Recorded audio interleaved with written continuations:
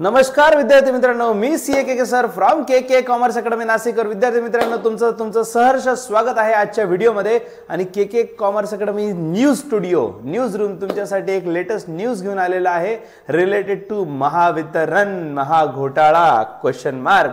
आणि तो क्वेश्चन मार्कच आपल्याला क्लिअर करायचा आहे. क्वेश्चन मार्कच्या तिथे फुल स्टॉप आणायचा प्रयत्न आहे. सो स्टुडंट्स, महावितरणकडे आपण जी मागणी करत आहोत की महावितरणनी ज्युनियर अकाउंट असिस्टंटची किंवा इंजिनिअरिंगची जी एक्झाम घेतली होती त्याच्यात आपण जे अकाउंट असिस्टंटची जी एक्झाम आहे त्याच्याशी related writ petition we can say case file केलेली आहे. संभाजीनगर खंडपीठात आपण केस फाईल केलेली आहे.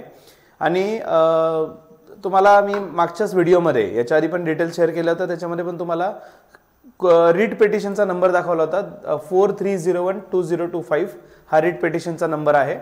आणि मुलांना काही विद्यार्थ्यांनी मला त्याच्यानंतर स्क्रीनशॉट पाठवलं, सर तुम्ही सांगत आहात की ट्यूजडेच्या दिवशी म्हणजे 11 तारखेला फर्स्ट हिअरिंग आहे, पण ऑनलाईन जर बघितलं तर ते 13 तारखेला दिसत आहे. सर एक्झॅक्टली नेमकं काय आहे? तर मुलांना ऑनलाईन जरी तुम्हाला सिस्टममध्ये 13 तारीख दिसत असेल तर ते प्रायोरिटीवर आपला विषय जो आहे विद्यार्थ्यांच्या सगळ्यांच्या हिताचा असल्यामुळे थोडा प्रायोरिटीचा विषय आहे. कारण डीबी पण झाला आणि पुढची प्रोसेस ते फटाफट करण्याच्या तयारीत असल्यामुळे आपण तो विषय प्रायोरिटीवर दाखवून आणि ते प्रेफरन्सवर असल्यामुळे हा विषय प्रायोरिटीवर असल्यामुळे उद्या म्हणजे 11 फेब्रुवारी 2025 ला सकाळी 11 वाजता हा विषय कोर्टात फर्स्ट हिअरिंग आपली स्टार्ट होत आहे.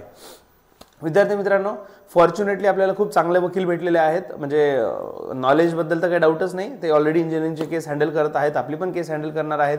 त्यांना सर्व पुरावे त्यांनी प्रॉपरली कलेक्ट केलेले आहेत. आणि जे आजपर्यंत म्हणजे रिस्पॉन्स शीट जे आजपर्यंत भेटलेलं नाही त्यांचं म्हणणं त्याचाही आपण दावा करूया. आपल्याकडे अशा काही गोष्टी आहेत तर आपण त्याच्यावर डेफिनेटली फाईट करूया. सगळ्यात मेन आपल्या ज्या मागण्या आहेत की आपल्याला 100% ट्रान्सपरन्सी पाहिजे. जनरल मेरिट लिस्ट 100% मुलांची जनरल मेरिट लिस्ट आणि वेटिंग लिस्ट स्टार्टिंगलाच आली पाहिजे. म्हणजे त्यांना IBPSने काहींचं म्हणणं आहे की IBPSने रिझल्ट वेळेवर दिला पण महावितरणने लेट लावला. नेमकं घोळ झाला कुठे? त्यातल्या त्यात आत्ता जर तुम्ही लेटेस्टमध्ये बघितलं असेल आता इंडिव्हिज्युअल रिझल्ट दिसायला लागला. सर 5 तारखेलाच आलं होतं वेबसाईटवर, महावितरणच्या ऑफिशियल वेबसाईटवर की सर आता रिझल्ट दिसायला लागला इंडिव्हिज्युअल. तुम्ही लॉग इन केल्यानंतर तुम्हाला तुमचा स्कोअर दिसतो. त्याच्यात सुद्धा मुलांना त्यांनी क्लिअरली मेन्शन केलेलं आहे कमेन्समेंट ऑफ रिझल्ट. जी कमेन्समेंटची डेट आहे म्हणजे सुरुवात कधी झाला आहे तर 28 जानेवारी 2025 आणि तो व्हॅलिड म्हणजे तो दिसणार कधीपर्यंत आहे तर 28 फेब्रुवारी असा एक महिना. तर 28 जानेवारीला जर कमेन्समेंट झाली तर 5 फेब्रुवारीपर्यंत 1 week almost 7 to 8 days delay का झाला? That is the question mark. दुसरी गोष्ट, इंडिव्हिज्युअल जरी रिझल्ट दिला तर त्याच्यात पण क्लॅरिटी नाही आहे की सब्जेक्ट वाईज किती स्कोर आला. तिसरी गोष्ट, नॉर्मलायझेशनचा तर कुठं काही संबंधच येत नाही, माहीतच नाही आहे नॉर्मलायझेशन झालं का नाही झालं, झालं तर कसं झालं आणि त्यातल्या त्यात त्याचा कोणता फॉर्म्युला युटिलाइज केला. मुलांनो, जर तुम्ही बघितलं असेल हा विषय फक्त आता महाराष्ट्रात नाही, महाराष्ट्रात बाहेर सुद्धा सुरू झालेला आहे. नाही महावितरणचा कसा महाराष्ट्राच्या बाहेर होणार सर? महावितरण जे महाराष्ट्राचं आहे मला माहिती आहे मुलांनो. IBPSने एक्झाम ज्या कंडक्ट केलेल्या आहेत अदर एक्झाम्स, मी आता एक नाव नाही घेणार पण बँकिंग एक्झामबद्दल बोलतोय मी क्लिअरली.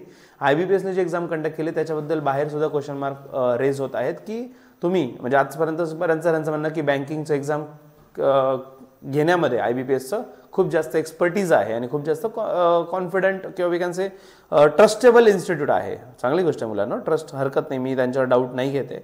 माझं एवढंच म्हणणं आहे की तुम्ही ट्रान्सपरन्सी द्या. तुम्ही आहात ना खरे, मान्य आहे, तुम्ही एकदम क्लीन अँड नीट आहात, काही प्रॉब्लेम नाही. तुम्ही सगळं ट्रान्सपरंटली केलेलं आहे, कुठेच काही घोळ झालेला नाही, सगळं मान्य आहे. माझं म्हणणं क्लिअर आहे की आम्हाला त्याची ट्रान्सपरन्सी द्या, आम्हाला त्याचा ट्रस्ट द्या. कारण मुलांनी भरपूर मेहनत केलेली आहे आणि एवढं सगळं करून एंड ऑफ द डे जेव्हा माहीत पडतं की काहीतरी क्लिअर नाहीच आहे म्हणजे माहीतच नाही आपल्याला नेमकं झालं कसं, सो हे कसं चालायचं ना. सो आपल्याला ट्रान्सपरन्सी पाहिजे म्हणजे पाहिजे आणि त्याच्यासाठी आपण लढत होतो, लढत आहे, लढत राहणार. मुलांनो, आता रडायचं नाही, फक्त लढायचं, हे आपण आधीपासून सांगितलं होतं. आणि फॉर्च्युनेटली मी तुम्हाला ज्या वकिलांबद्दल बोलत होतो की फॉर्च्युनेटली आपल्याला जे चांगले वकील भेटलेले आहेत, इवन फायनान्शियली मी त्यांना खूप जास्त कन्व्हिन्स केलं ॲज मच ॲज पॉसिबल. कमीत कमी फीस घ्या, ना नफा ना तोटा. याच्यात माझा नफा तोटा नाही आहे, तुम्ही पण नफा तोटा नका कमवू, पण ॲट द एंड मुलांना त्यांचं प्रोफेशन आहे, त्यांचंही कुठेतरी लिमिटेशन आहे. प्रत्येक केस जाशी ते ना नफा ना तोटा घ्यायला लागले तर मग त्यांचं कसं व्हायचं आहे? At the and they are professional expertise in this. ते त्यांचा वेळ देणार आहेत, मेहनत घेणार आहेत, तर त्यांना फीस तर द्यावी लागेल. पण एवढंच आहे, त्यांनी आतापर्यंत कॉपरेशनमध्ये आपल्यासाठी हे पण एक सहकार्य केलं की म्हणजे स्टार्टिंगला पूर्ण फीज जे ॲडव्हान्समध्ये घेतात त्यांनी एक बेसिक अमाऊंट घेतली फक्त. असं समजा फीजच्या फक्त 20% फीज, 20 ते 30% फीज, 25% ऑलमोस्ट 25% फीज त्यांनी फक्त एक स्टार्टिंगला घेतलेली आणि आपलं काम चालू ठेवलेलं आहे. आणि त्यांनी क्लिअरली सांगितलं तुमचं काम मी अटकू देणार नाही, पण at the end of the day पैसे लागतील. आणि फर्स्ट हिअरिंग जी आलेली आहे, this is the deadline for us. First hearing उद्या 11 वाजता आहे, तर त्याच्या आधी मला पेमेंट करायचं आहे पुढचं मुलांना. अजूनही तेवढा फंड झालेला नाही आहे, तर कृपया प्लीज मुलांना हात जोडून सांगतो. आणि हे मला खूप छान वाटलं मुलांना, खूप तुमच्यामुळे मोटिवेशन भेटतं आहे की कंटिन्युअसली असा एक दिवस नाही आहे की मुलं फंड ट्रान्सफर करत नाही आहे. काही ना काही 100-200 अक्षरशः रिपीट म्हणजे मला तर असं लिटरली काही नाही वाटतं की जसं जसे पैसे जमत आहेत. काही मुलांचं तर असं झालं जसेही पैसे जमले, कुठून आले तर चला 100-200, कुठून आले तर चला 100-200, बट स्टील एवढं करून सुद्धा कमी पडत आहे मुलांना. म्हणजे नो डाऊट तुम्हाला सॅल्यूट आहे. आणि खूप मुलांना बघितलं मी दुसऱ्या ग्रुप्सवर शेअरिंग करताना, मेसेजेस टाकताना, आपल्या जे ग्रुप आहेत व्हॉट्सअप ग्रुप, टेलिग्राम ग्रुप, त्याच्यावर ते स्वतः अवेअरनेस करत आहेत. म्हणजे माझ्याकडनं मेसेजेस सुद्धा कमी गेलेले आहेत मुलांना अवेअरनेसचे, पण मुलं स्वतःहून इनिशिएटिव्ह घेऊन सांगताय की सपोर्ट करा या गोष्टीला, आपल्याला ट्रान्सपरन्सी पाहिजे तर पैसे ट्रान्सफर करा. तर मुलांना हा QR कोड आणि हा नंबर दिलेला आहे 9423931329 या नंबरवर स्क्रीनशॉट ट्रान्सफर करा. एखाद्याने स्क्रीनशॉट ट्रान्सफर करणं नाही जमलं तरी चालेल. मुलांना तुमचा प्रत्येक पैसा जो याच्यासाठी आलेला आहे याच्यासाठीच युटिलाइज होईल. याच्या आधी मी तुम्हाला बोललो होतो 36,001 रुपये जेव्हा जमा झालेले होते 29 जानेवारीपर्यंत, त्या दिवसापर्यंतचं बँक स्टेटमेंट मी ऑफिशियली व्हॉट्सअप ग्रुपवर मी शेअर केलेलं आहे. ज्या मुलांनी मला 1 रुपये दिलेला आहे त्या मुलांचाच मी व्हॉट्सअप ग्रुप बनवलेला आहे. एखादं कोणी ॲड व्हायचं राहिलं असेल तर प्लीज सांगा, डेफिनेटली ॲड करू. त्या ग्रुपवर मी बँक स्टेटमेंट शेअर केलेलं आहे. ठीक आहे, त्याच्यावर एक शेड पण केलेले आहे की कोणते पैसे तुमच्याकडनं आलेले आहे. Everything is transparent. IBPS देऊ ना देऊ, महावितरण देऊ ना देऊ, आम्ही देणार ट्रान्सपरन्सी. आणि दुसरी गोष्ट, महत्त्वाची गोष्ट मुलांनो, हा एक खूप मोठा डिबेटचा विषय आहे की सर महावितरणला ब्लेम करावं का IBPSला पकडावं का कोणाला करावं. IBPSवर आम्हाला डाऊट नाही सर, आम्हाला डाऊट महावितरणवर आहे. पण कोर्टमध्ये कसं मुलांनो, at the end of the day आपण समजा महावितरणकडनं काही डॉक्युमेंटेशन मागितले किंवा काही एव्हिडन्स आपण प्रूफ केलं, त्यांच्याकडनं जेव्हा आपण आन्सर मागतोय तर प्रत्येक वेळेला त्यांचं आन्सर येऊ शकतं की आम्हाला IBPSला विचारावं लागेल आणि त्यांच्याकडनं घ्यावं लागेल. त्याच्यामुळे नेक्स्ट हिअरिंग तारीख पे तारीख आम्हाला टाईम द्या.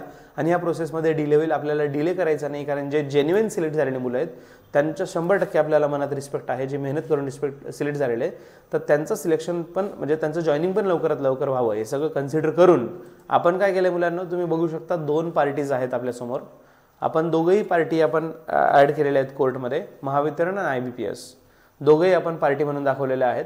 आणि त्याची फर्स्ट हिअरिंग उद्या 11 वाजता आहे. आणि मुलांनो, मी सर्वांना विनंती करेल जे संभाजीनगरमध्ये आहेत किंवा संभाजीनगरच्या आसपास राहणारे आहेत त्यांनी सर्वांनी भरभरून जेवढं होऊ शकतं तेवढा ग्रुपने जावं, बघावी फर्स्ट हिअरिंग, नेमकं हिअरिंगमध्ये काय असतं, आपलं काय म्हणणं आहे, त्यांचं काय म्हणणं आहे. मुलांनो, कोर्टमध्ये आपल्याला फक्त आपली बाजू मांडायची. मी असं छाती टोकून आपण जिंकणारच प्रयत्न करू. End of the day result देणारे न्यायाधीश आहे. I am not that person to give you the right decision, right. So justice जे आहे ते definitely they will give the proper decision. पण आपल्याला या न्याय व्यवस्थेवर विश्वास ठेवून 100% लढायचं आहे. मुलांनो, असाच रिस्पॉन्स राहू द्या. फर्स्ट हिअरिंगमध्ये काय झालं त्याची अपडेट मी तुमच्यापर्यंत घेऊनच येईल. पण तुम्ही सर्वांनी तिथं राहावं, जेवढ्या मुलांना शक्य आहे. तुमच्याकडनं मला रिस्पॉन्स भेटावा. मी हे एक्सपेक्ट करतो की तुम्ही मला सांगावं की सर असं असं झालं. 100% मला ऐकायला आनंद होईल. फिजिकली प्रॅक्टिकली उद्या मी नाही येऊ शकत आहे संभाजीनगरला. प्रत्येक हिअरिंगला प्रॅक्टिकली नाही मुलांना शक्य पूर्ण दिवस स्पेंड करणं त्या गोष्टीसाठी. पण आपले खूप सारे, ज्याला आपण फायटर्स नाव दिलेलं आहे, महावितरण महास्कॅम फायटर्स, तर असे भरपूर फायटर्स तिथे ऑलरेडी जमा होणार आहेत. तुम्ही पण कलेक्टिव्हली जा. तुम्हाला मी कनेक्ट, जे इंटरेस्टेड असतील व्हॉट्सअप ग्रुपमध्ये तुम्हाला डिटेल मी शेअर करतो. वरती आय बटनवर क्लिक करा, व्हॉट्सअप ग्रुपला जॉईन व्हा. टेलिग्राम ग्रुप्स आहे, ज्या डिटेल्स रेड आहे त्याच्यात कनेक्ट व्हा. मी तुम्हाला नंबर्स वगैरे शेअर करेल. जे जाणार असतील जेन्युइनली मला कॉन्टॅक्ट करा. मी तुमच्यापर्यंत डेफिनेटली कोऑर्डिनेशन करून ग्रुप बनवून देतो. तुम्ही जा आणि 100% बघा. न्यायासाठी लढाई होते आहे. हा फक्त महावितरणचा विषय नसून थ्रूआउट इंडिया हा विषय आहे. आणि बाकीच्या क्लासेस बँकिंगवाले तर आता युनिटीने कनेक्ट होत आहेत आणि युनिटीने लढत आहेत. त्याच्यात पण त्यांनी म्हणजे लिटरली नॉर्मलायझेशन हा इतका मोठा क्वेश्चन मार्क आहे ना की म्हणजे त्याला काही अपीलच नाही आहे. नॉर्मलायझेशनचे फॉर्म्युले पण खूप आहेत, खूप कॉम्प्लिकेटेड लेवलचे आहेत. आणि काय अप्लाय केलेलं आहे फॉर्म्युला ते सुद्धा डिस्क्लोज करत नाही आहे. So there are a number of question. तर डेफिनेटली आपल्याला ट्रान्सपरन्सीसाठी लढायचं आहे. लढत होतो आणि लढत राहणार. सो मुलांना पुढची अपडेट लवकर फर्स्ट हिअरिंग नंतर दिली जाईल. तोपर्यंत stay tune and happy learning with K sir. मुलांना पैसे द्यायला विसरू नका. जेवढं शक्य आहे तेवढं कॉन्ट्रीब्यूट करत राहा. भेटूया. जय हिंद, जय महाराष्ट्र.